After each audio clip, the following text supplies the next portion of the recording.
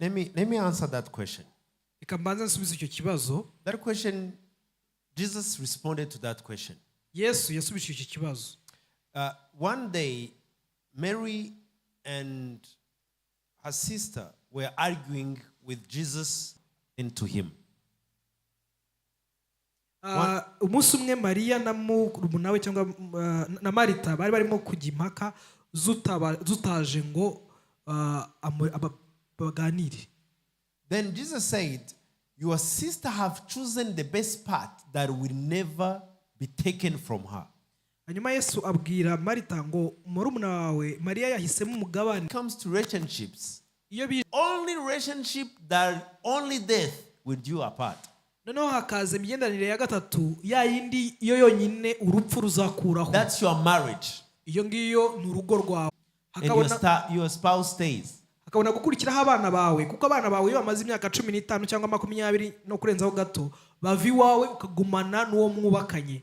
Then comes the work you do. Noneho hakabona kuza imirimo ukora. If you are a pastor, that's your church.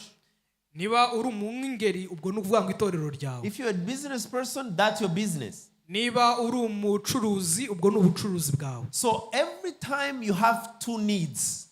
Igihe cyose rero ufite ibintu bibiri ukeneye, for you to know which one to prioritize, think about which one is going to stay with me for the longest. Guhitamo icyo kibazo kurikira.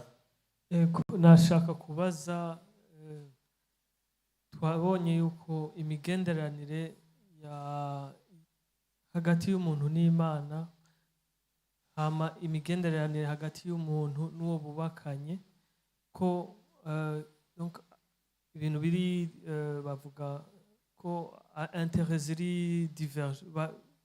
Twogera gute kugira ngo duconcilie ayo donc ivyo bintu bibiri, kugerageza kuryohera Imana canke kugerageza gukora cultiver relationship hagati y'umuntu n'Imana donc na relation hagati y'umuntu n'uwo bubakanye. Cyo ni kibazo ca mbere. The first question is, we have already seen a relationship between you and God and between you and your wife. And sometimes interests might be divided. So how can you make sure that you continue to please God, but also be able to please your wife or your spouse? That's very simple. Pleasing your spouse is what pleases God. Kunezeza uwo mwashakanye mwubakanye niko kunezeza Imana. Your spouse is not in competition with God. Uwo mwubakanye ntabwo ahanganye n'Imana, ntabwo ari muri competition n'Imana. You please your spouse because you obey God. Unezeza uwo mwubakanye kubera ko ibyo ari byo binezeza Imana.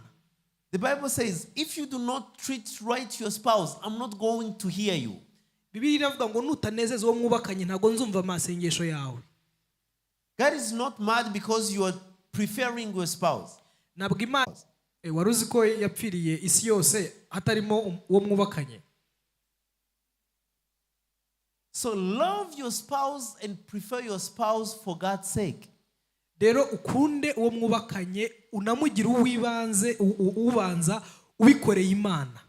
If you do that, you will never get it wrong with God. Kandi ibyo nubikora ntabwo uzagirana ikibazo n'Imana.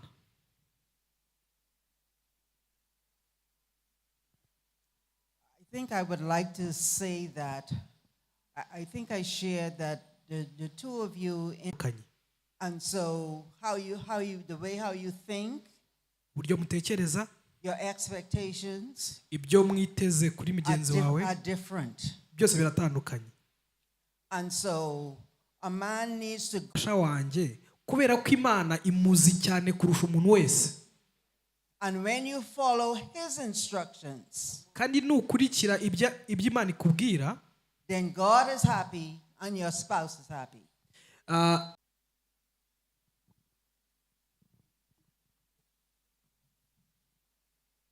Spouses and Christians, umubano mu rugo ukabagora.